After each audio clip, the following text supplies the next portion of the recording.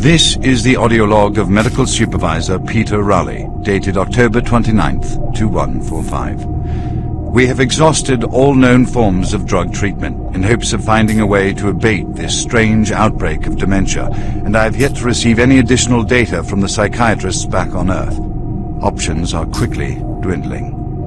Approximately 80% of all extraplanar participants exhibit signs of mild neuroses within the first 48 hours after returning from their expeditions. Within 72 hours, 75% of patients exhibit extreme signs of paranoid delusion and violence. We have isolated these cases in hopes of finding the pathogen. As yet, we can find no biological contaminants that would lead to such drastic changes in cognitive processing.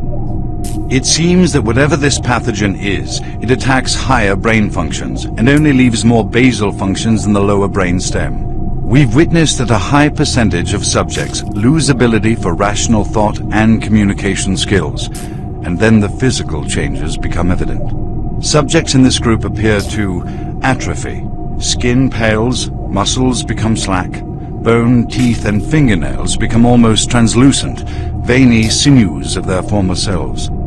I have never seen anything like this in my career. Our observations continue. This is the audio log of Medical Supervisor Peter Raleigh, dated November 1st, 2145. Patient 0432, a Private Steve Jensen of the UAC Dark Light Armor Corps Division, expired today at 15:43 of a self-inflicted gunshot wound. This is approximately 110 hours after his return from expeditionary missions. Private Jensen was suffering from paranoid delusions and full-blown dementia. Treatment was unsuccessful. He was the last surviving member of his outfit. 4 other squad mates, who also came back with Private Jensen, expired from injuries suffered on that last mission shortly after their return. Before his death, Private Jensen was heard screaming in both English and other languages, something about demon hordes feasting on our souls. The other language was later discovered to be Aramaic. Due to security concerns in the area, I've secured some armaments within my office.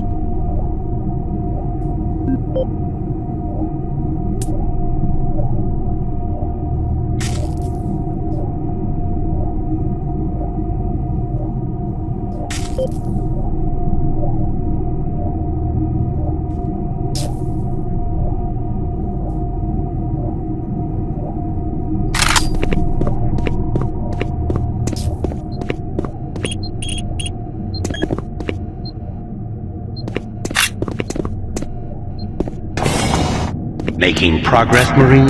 Your journey is futile. You will die, and your soul will be mine. Your soul will be mine.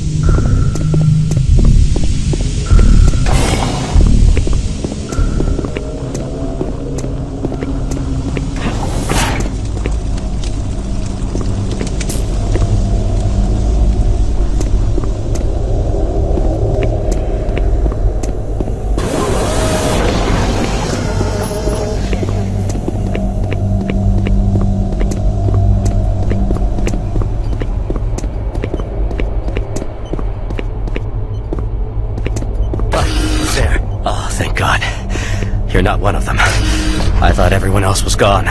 I was part of this. I helped them.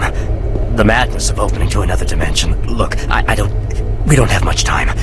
We let it through. The evil. The protective stabilizer on the portal just failed after Betruger took the device. It was an artifact we had found in the ruins. He took it into the portal, and hell followed him out. You have to help me first. I'm going to try to get the teleporter systems running again. The areas are destroyed around us, so it's the only way through this part of the complex. You need to find me a working plasma inducer. It's all I need to get the teleporter working. You can look for it in operations. I have a security clearance. I'll unlock some doors for you. There. We don't have a lot of time. Please hurry.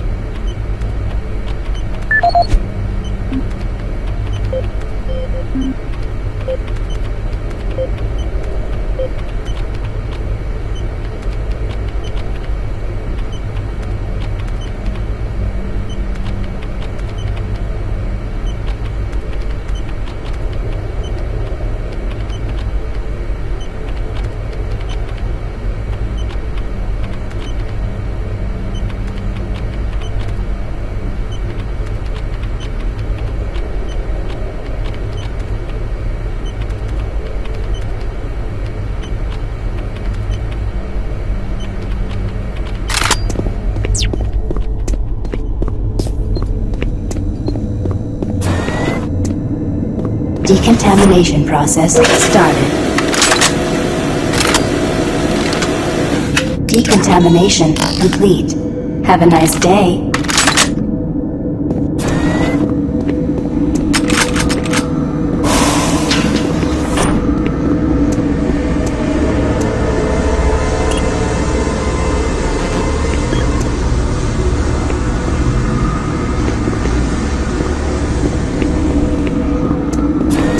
Decontamination process started. Decontamination complete. Have a nice day. Don't have much time. Get that plasma inducer, quickly!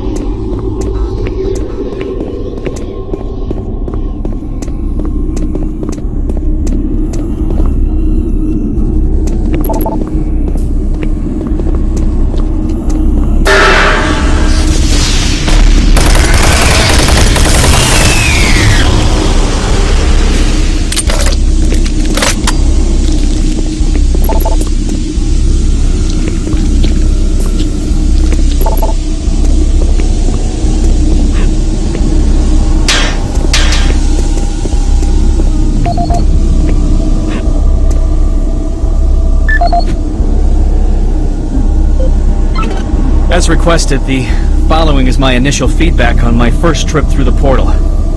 Private First Class Frank Cinders, dated October 15th, 2145. I don't know exactly where to begin. Obviously, I survived the first trip and feel no worse for the wear. I'm not feeling any of the symptoms reported by the others who have gone in before me, but I'm at a point where I'm still trying to process everything. Thankfully, the place looks deserted and devoid of any life, but the flames and heat and stench of the place. It smells of death, decay, and burnt flesh. Tomorrow we're going back in with some of the eggheads, science division, to start securing forward positions, and we expect to start sending out the mapping droids at the same time. I feel I must admit on a personal note that I've got a really bad feeling about this. I don't understand what we're doing there or what we hope to prove. PFC Cinders, signing off.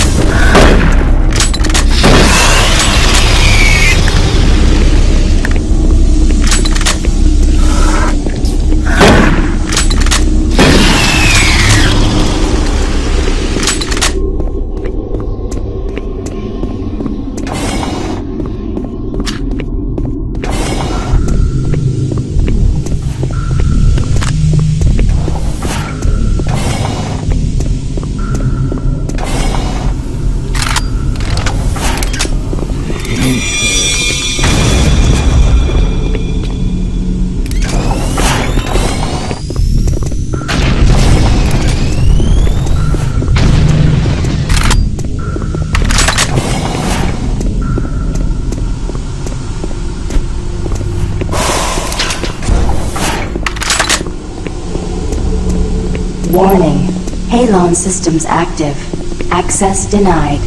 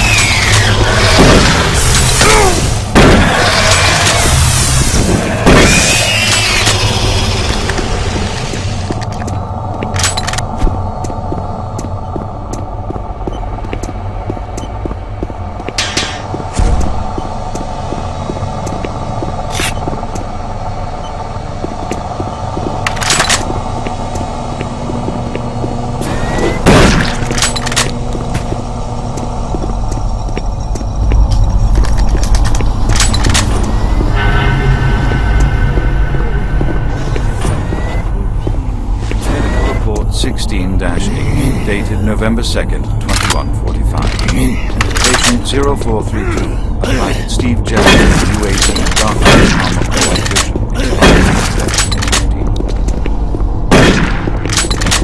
Paranoid delusions and full-blown dementia. Treatment was unsuccessful.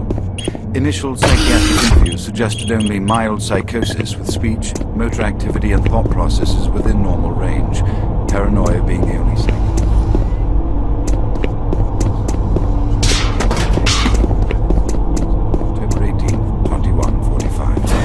UAC psychologist Dr. Hooper interviewing Steve Jensen, male, age 27. Steve, can you talk to me about the last few weeks, please? I don't want to talk.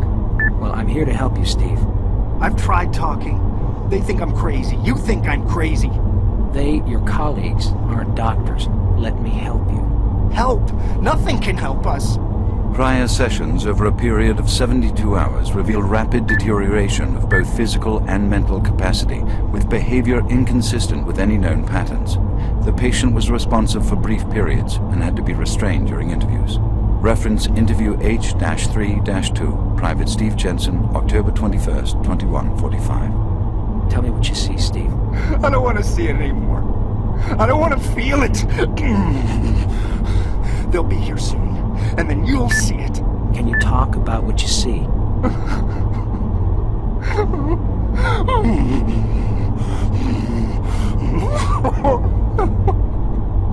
Steve? Patient unresponsive. Terminating interview.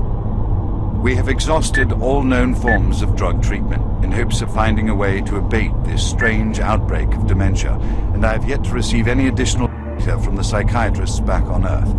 Options are quickly dwindling.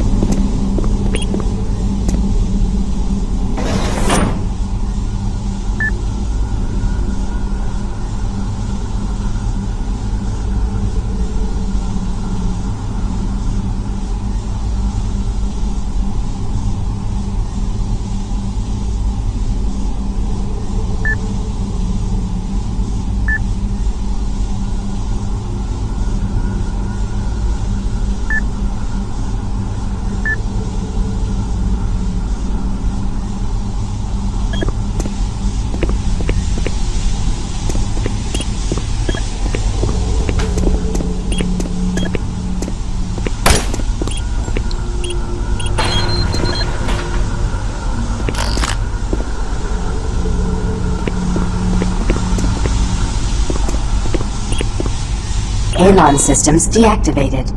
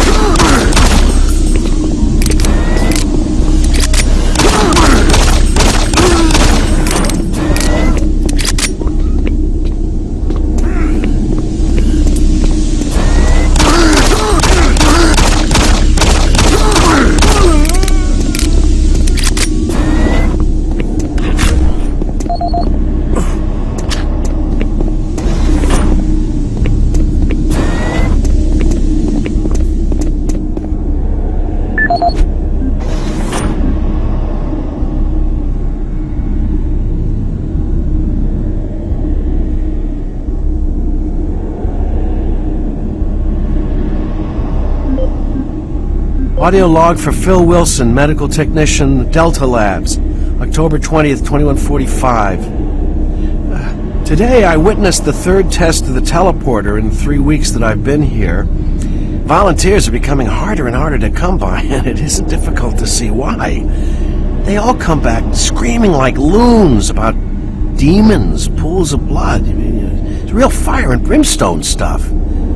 At first I wasn't paying much attention, just doing my job, but the last was Robert Clayton. Now, I met him my first day here. This guy chews up rocks and spits out gravel. He's tough as they come. Having to sedate him and drag his drooling body to the isolation room, it's really freaked me out. I'm going to put in for a transfer as soon as I'm able.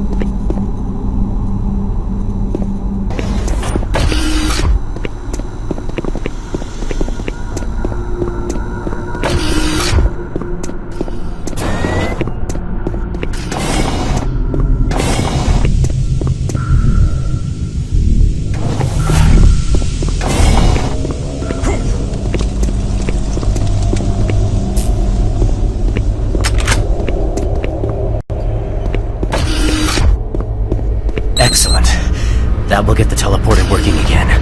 Now, you don't have much time. You're going to need to teleport across the containment chamber. It's the only way through this part of the complex. Head into the chamber and initiate the sequence on the machine. I'll take care of the rest. I'm not going with you. Good luck. But before you go, I want you to take something. It's a journal I made about the experiments. Those things. It's all there. It'll explain everything. Get it to someone so this never happens again.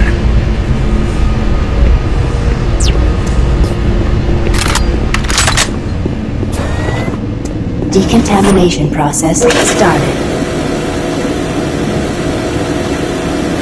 Decontamination complete. Have a nice day.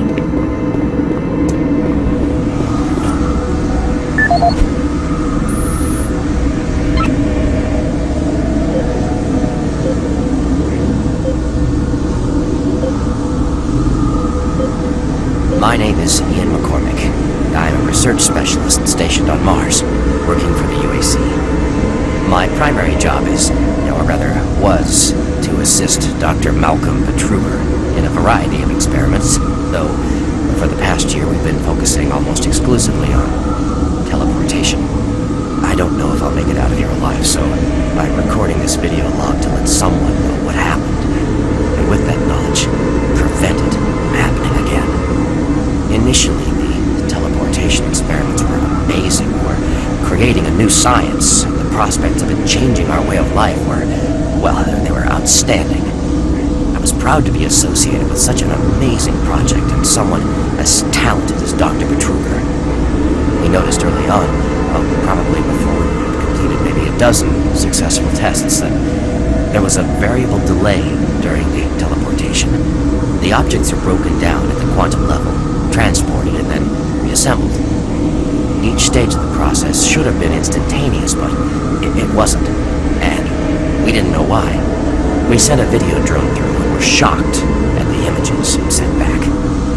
Just a few frames of video right before the drone came back near you showed what appeared to be several sets of eyes looking directly at the drone. We had just found a living, breathing creature that was not human. Petruger immediately sent out a request for volunteers. He specifically wanted UAC security force members because he wanted to capture one of these creatures. I've made a lot of mistakes, but I am most ashamed of my involvement during the next phase. To get medical clearance to send human subjects through the device, I doctored up several of our reports to indicate that we had performed living tissue experiments.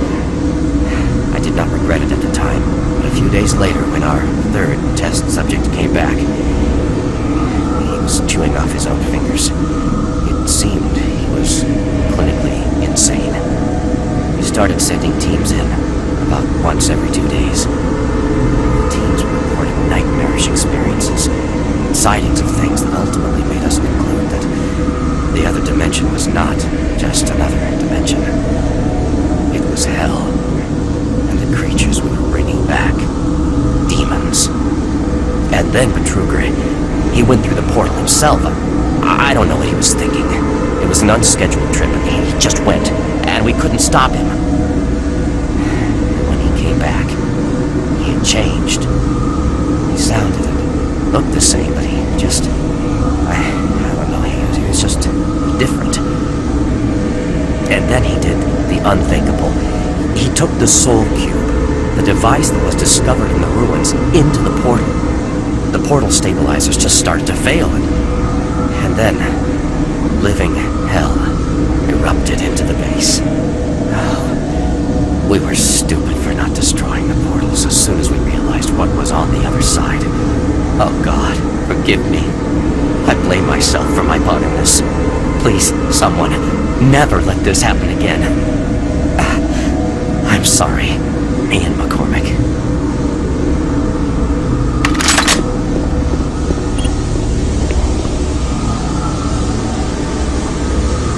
Systems activated.